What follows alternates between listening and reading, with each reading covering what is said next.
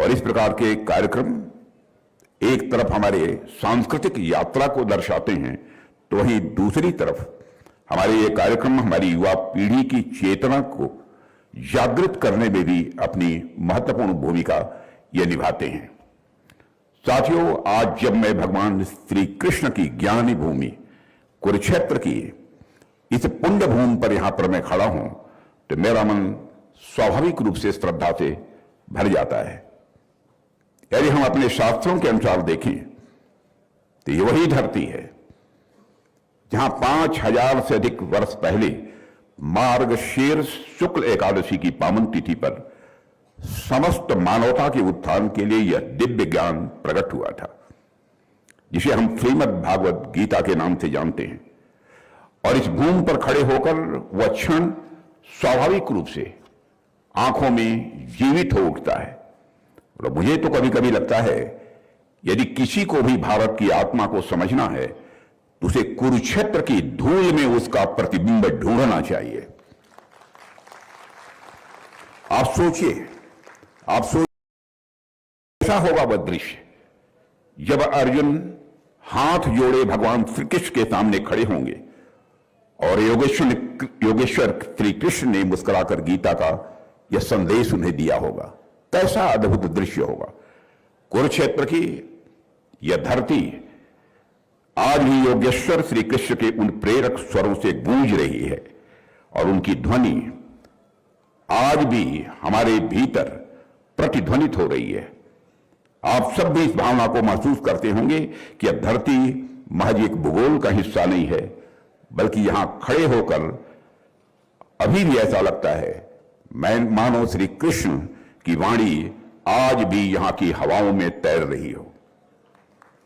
देवियों सज्जनों, संदेह से भरे, द्वंद्व में खड़े, हृदय से विचलित अर्जुन के सामने भगवान कृष्ण ने जो ज्ञान दिया वह केवल उस समय के लिए नहीं था, बल्कि सदैव के लिए था और पूरी मानवता के लिए था।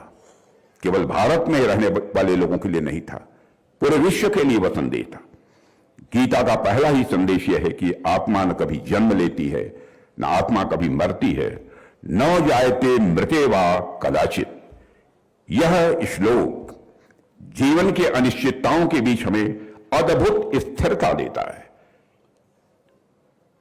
और यह केवल युद्धभूमि का संवाद नहीं था, बल्कि मैं मानता हूं कि यह जीवन की हर परिस्थिति का अपने में यह मार्गदर्शन है। मैं यहां पर उल्लेख करना चाहूंगा, संत श्री रामकृष्ण परमहंस जी ने एक सुंदर और बहुत ही गहन बात कही थी कि गीता का पूरा सार केवल उसके नाम के अक्षरों को उलट देने मात्र से ही समझ में आ जाता है। गीता के अक्षरों, गीता का जो नाम है उसके अक्षरों को उलट देने से ही गीता का सार स्वाभाविक रूप से हमको समझ में आ जाता है। गीता, इस नाम को उलट दीजिए, गीता अंतिम अक्षर ता को पहले ला दीजिए और गी को बाद में, तागी यानी त्यागी। अर्थात गीता का असली संदेश है, असली संदेश है त्यागी बनना। और त्यागी का अर्थ कर्तव्यों का त्याग नहीं है, बल्कि वह अज्ञानता का त्याग है, अकर्मण्यता का त्याग है, दुर्व्यसन, आसक्ति और अहंकार का त्याग है। और त्यागी व्यक्ति ही गीता का सच्चा पाठक और सच्चा अनुयायी बन सकता है। देवियों सज्जनों, पूरी गीता उठाकर जब आप पढ़ेंगे तो आपको लगेगा कि अर्जुन को जो कुछ भी समझाया गया वह केवल किसी योद्धा के लिए नहीं था, वह सारे मानवता के लिए था। आप खुद सोचिए, उस युग में अर्जुन जो क्लैरिटी चाहते थे, जो स्पष्टता चाहते थे, युद्ध यानी कर्म का जो उद्देश्य चाहते थे, क्या आज के समय में हमें भी उसी स्पष्टता, उसी साहस और उसी प्रतिबद्धता की आवश्यकता नहीं है? आज तो हम और भी ज्यादा मृग तृष्णा में उलझे हुए हैं। हमारे आसपास आज पहले से कहीं अधिक भटकाव है, डिस्ट्रैक्शन है। कहीं ऐसे लोग हैं जो जीविकोपार्जन के लिए तो काम कर रहे हैं, पैसे भी कमा रहे हैं, लेकिन उन्हें अपने जीवन का उद्देश्य समझ में नहीं आ रहा है। तो वहीं दूसरी तरफ कई ऐसे लोग भी हैं जो कर्म से ज्यादा उसके परिणाम की चिंता करते हैं। मैं ऐसे कई लोगों को जानता हूं जिनके अंदर पर्याप्त क्षमता है कि वह जीवन में कुछ अच्छा कर सकते हैं, समाज को कुछ कंट्रीब्यूट कर सकते हैं, लेकिन वह कोई काम इसलिए नहीं करते हैं क्योंकि उन्हें परिणामों को लेकर तरह तरह की शंकाएं रहती हैं कि हमको कामयाबी मिलेगी कि नहीं मिलेगी। इस तरह के अनेक उलझी हुई स्थितियों का सामना आजकल हमारे आसपास के लोग कर रहे हैं। आपने स्वयं भी इसे महसूस किया होगा। साथियों, गीता कहती है कि जीवन की व्यर्थ चिंताएं, विकृत भावनाएं और गलत धारणाएं तभी मिटती हैं जब हम अपने भीतर के सत्य को पहचानते हैं। यही कारण है कि आज के दौर में जब डिप्रेशन और मानसिक तनाव जैसी चीजें तेजी से बढ़ रही हैं, गीता का संदेश मैं मानता हूं लोगों को नया संबल देता है। गीता पढ़कर विपरीत परिस्थितियों में भी उत्साहवर्धन और निराशा में भी आशा का संचार होता है। गांधी जी कहते थे कि जितने भी किताबें अब तक उन्होंने अपने जीवन में पढ़ी हैं, उन सब में सबसे अधिक सांत्वना दो पुस्तकों से उन्हें मिली है, श्रीमद् भागवत गीता और श्री रामचरितमानस। और साथियों, वे भी यह कहते थे जब उन्हें संदेह घेरते थे, जब वह दुविधा की स्थिति में होते थे, जब निराशाएं आती थी और जब कोई प्रकाश की किरण नजर नहीं आती थी, तब वे श्रीमद् भागवत गीता के ही शरण में जाते थे। इससे वे तुरंत सांत्वना पाते थे, उनके मन की शंकाओं का समाधान होता था। देवियों और सज्जनों, गीता में दिए गए कर्मयोग की भावना, समत्व की सीख और आत्म स्वरूप की पहचान हमें सुखपूर्वक जीवन जीने का यह मार्ग दिखाते हैं। गीता न केवल आत्मचिंतन का मार्ग दिखाती है, बल्कि मैं मानता हूं कि मन की उलझनों को सुलझाने के लिए थेरेपी का भी काम यदि कोई करता है तो हमारी यह गीता ही करती है।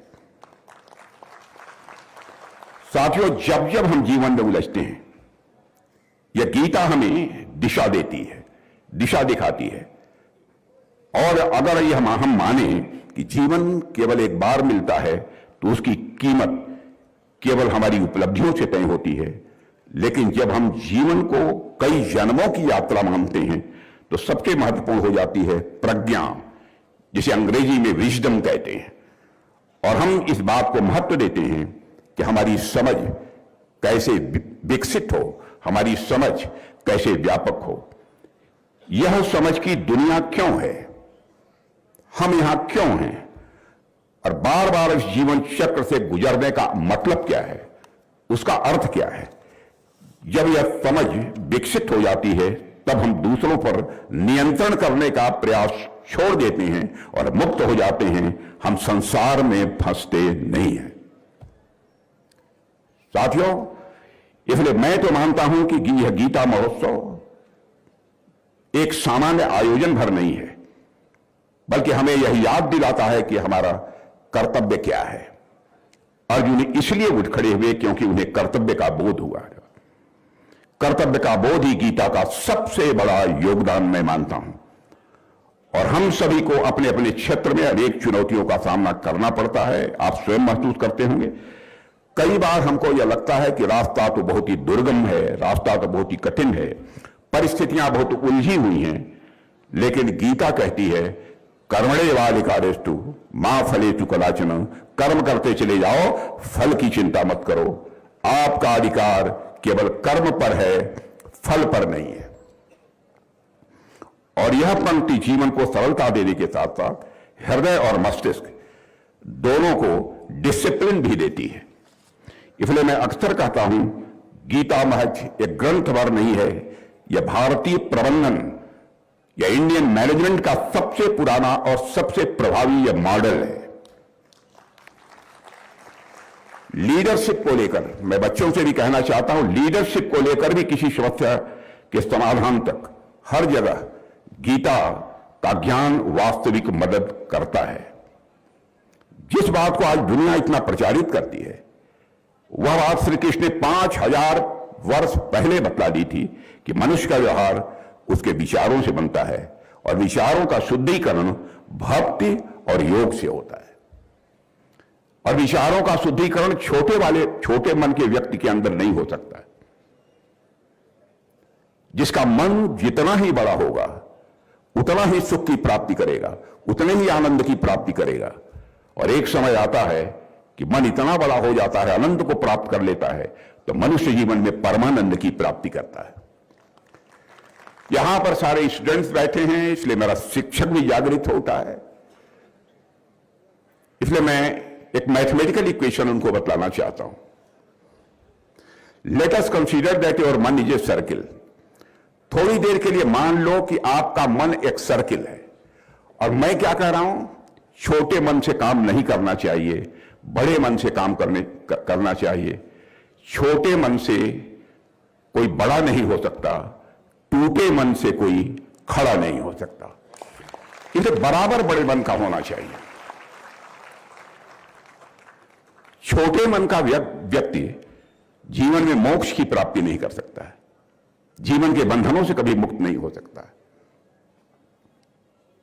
जैसे मान लो आपका मन यह सर्किल है, एक वृत्त है, और मैं कह रहा हूं कि जितना ही मन बड़ा करते चले जाओगे उसी अनुपात में तुम्हारे सुख आनंद की मात्रा बढ़ती चली जाएगी, और एक समय ऐसा आएगा जीवन में जब तुम्हें परमानंद की प्राप्ति होगी।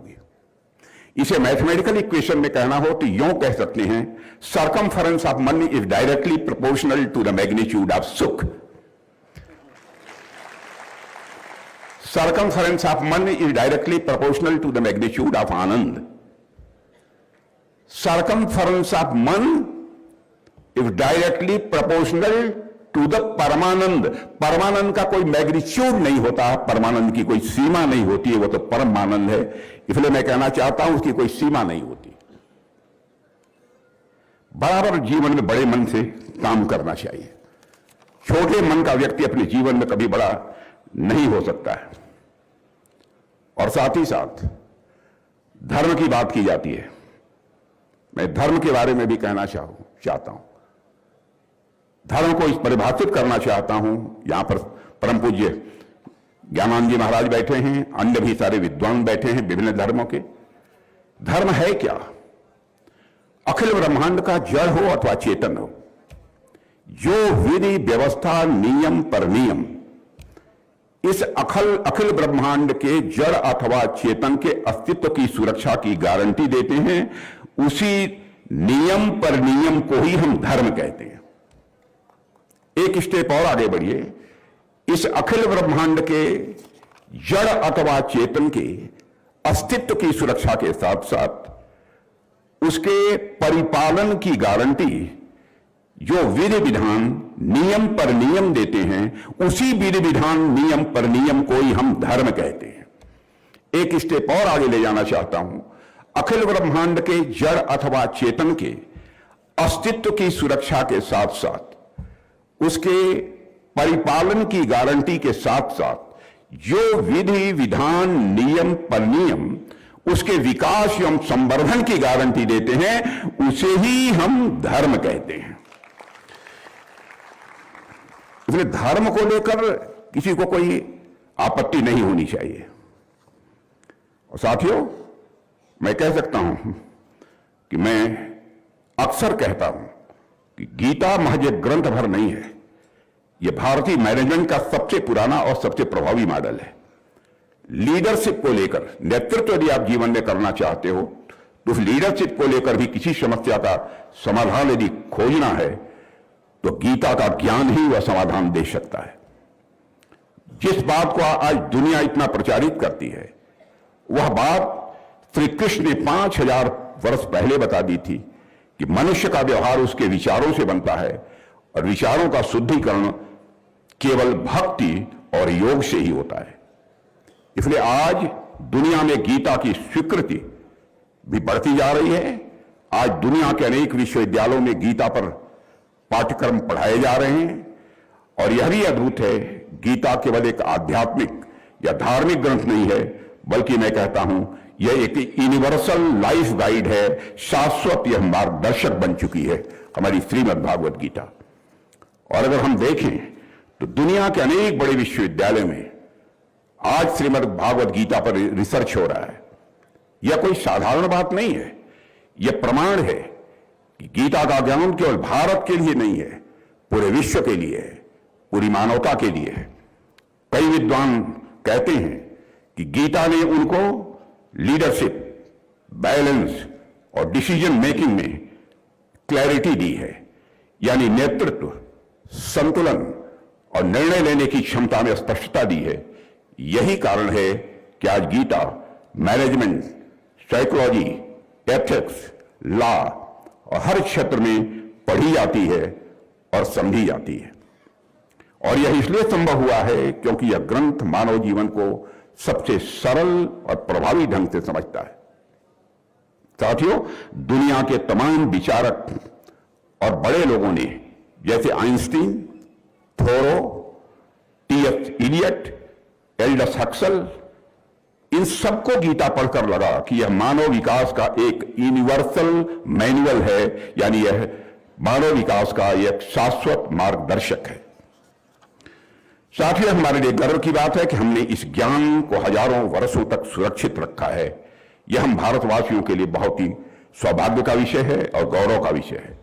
पीढ़ी दर पीढ़ी हमने इसको पहुंचाया है और आज यह दुनिया के लिए एक प्रेरणा बन चुका है।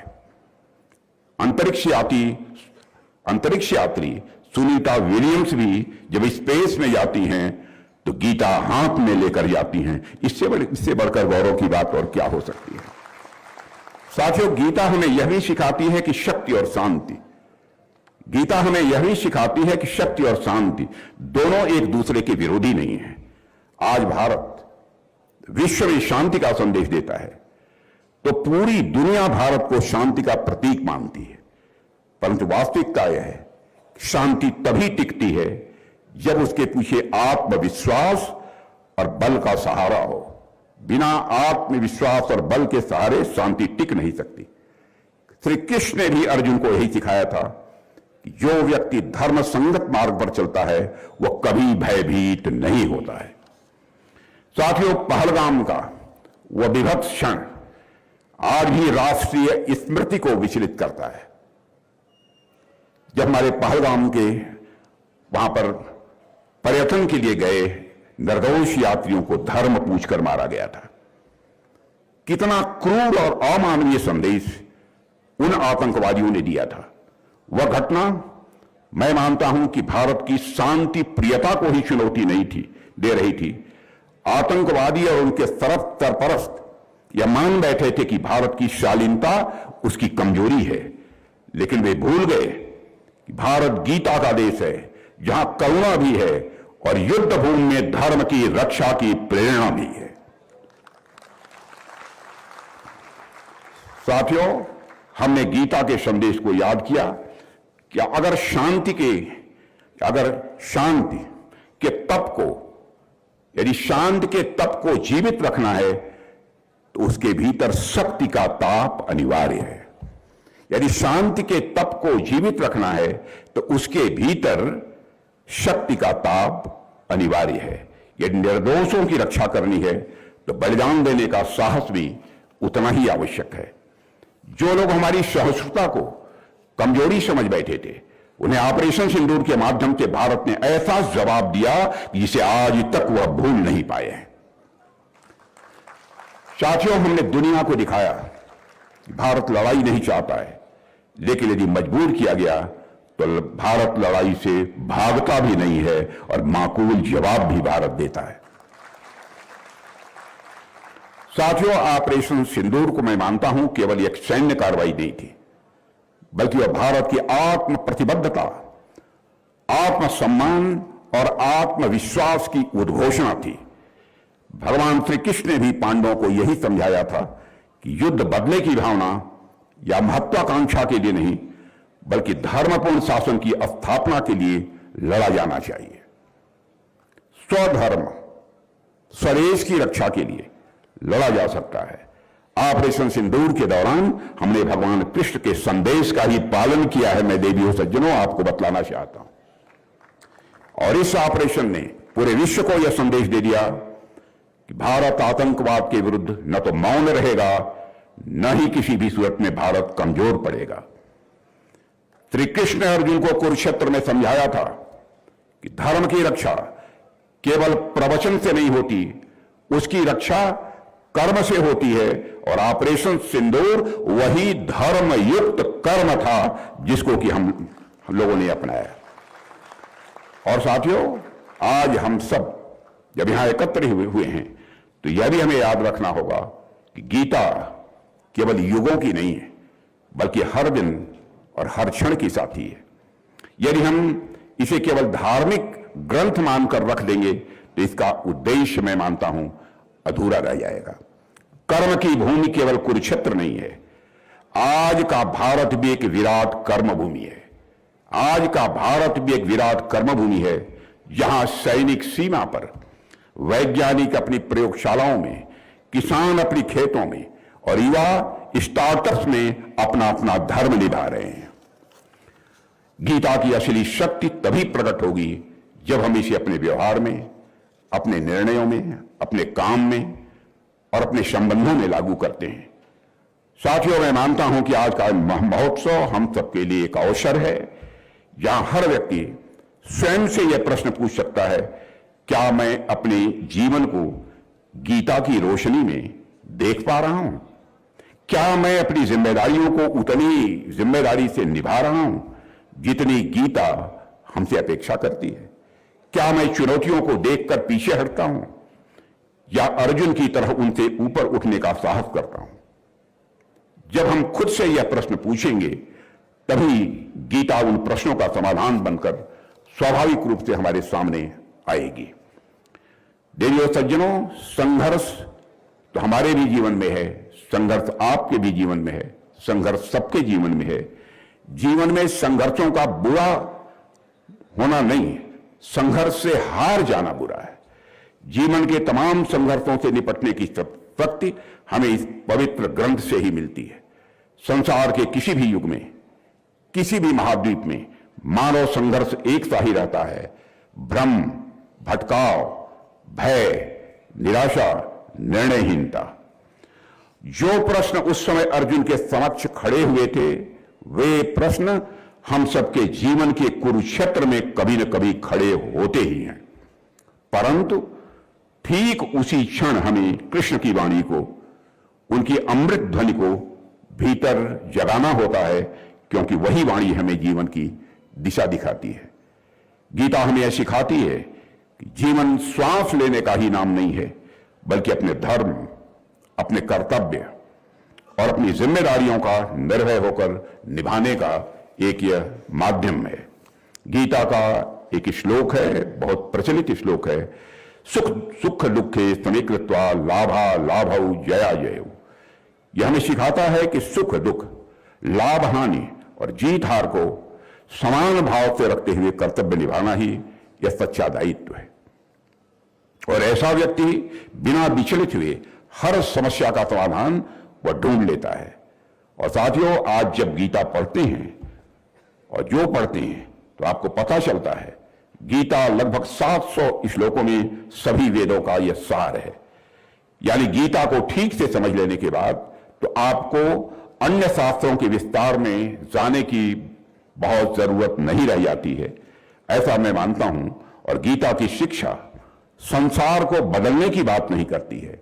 गीता यह बतलाती है कि दुनिया हर पल, दुनिया हर क्षण स्वतः बदल रही है। इस चेंज को हमें रेसिस्ट नहीं करना है, इस चेंज का हमें प्रतिकार नहीं करना है, बल्कि इस चेंज का, इस बदलाव का हमें आनंद लेना है, इसे हमें अप्रिशिएट करना है। जो जैसा है उसे वैसा ही देखना है, वैसा ही समझना है। गीता हमें इमोशनल इंटेलिजेंस सिखाती है। ज्ञानी व्यक्ति न अत्यधिक दुखी होता है, न अत्यधिक प्रसन्न होता है। वह सुख दुख को समान भाव से देखता है। अच्छा कार्य करने पर संतोष तो करता है, पर उन्माद नहीं करता है। यानी गीता की शिक्षाएं सत्य की ओर ले जाकर कार्य करने की हम सबको प्रेरणा देती है। इसलिए मैं चाहूंगा कि आज हम सब यहां संकल्प लें कि हम कर्म करते रहेंगे, बिना फल की चिंता किए, बिना भय के, बिना मोह के निरंतर कर्म करते रहेंगे। और हम यह भी संकल्प लें कि जिस प्रकार श्री कृष्ण ने अर्जुन को जगाया था, उसी प्रकार हम भी अपने भीतर के अर्जुन को जागृत करेंगे। और यदि हम ऐसा कर पाए तो न केवल हमारा जीवन सुधरेगा, बल्कि हमारा समाज, हमारा राष्ट्र और आने वाली पीढ़ियां इस ज्ञान से स्वाभाविक रूप से प्रकाशित होंगी। साथियों, गीता की महानता और उसमें निहित शाश्वत ज्ञान के बारे में हजारों बातें कही जा सकती हैं, लेकिन मुझे लगता है मुझसे कहीं अधिक धर्माचार्यों, विद्वानों और मनुष्यों द्वारा जो व्याख्यान इस विषय पर दिया गया अथवा दिया जाएगा, उसे सुनकर हम और अधिक आनंदित होंगे और साथ ही साथ लाभान्वित भी होंगे।